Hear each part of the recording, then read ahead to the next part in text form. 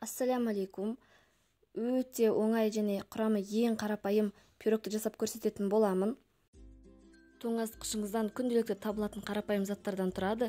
Дәмі өте ерекше дәмді және де жұп-жұмсақ болып шығады. Ыдысымызға бір жұмыртқаны жарып, оған 1 стакан қант салып, жақсылап араластырып аламыз. Оның үстінен 1 стакан жылы сүтті құямыз. Және де 3 ас қасық өсімдік майын құйып, жақсылап араластырып аламыз. 2 стакан ұн қосатын боламыз. Оларды осылай бөліп отырып араластырып қосып аласыздар. Және де 1 бума қопсытқышымызды қосамыз.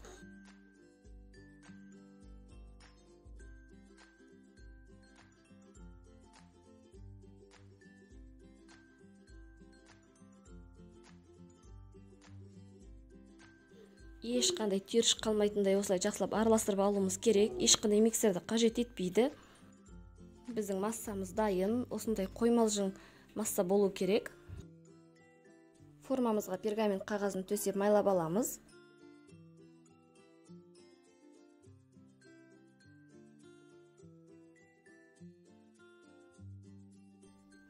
Дайын массаны формаға құйып, пеште 180 градуста 30-35 минут пісіріп алатын боламыз. Біздің пирогымыз дайын. Бетіне қант ұнтағын сеуіп әсемдесеңіздер болады. Бұл пирогтың өте қарапайым түрі. Ішіне мейіз қоссаңыздар болады, повидло қоссаңыздар болады, немесе айранмен жасауға да болады. Өте дәмді болып шығады. Жасап көріңіздер. Бір жасағаннан шығатын пирог.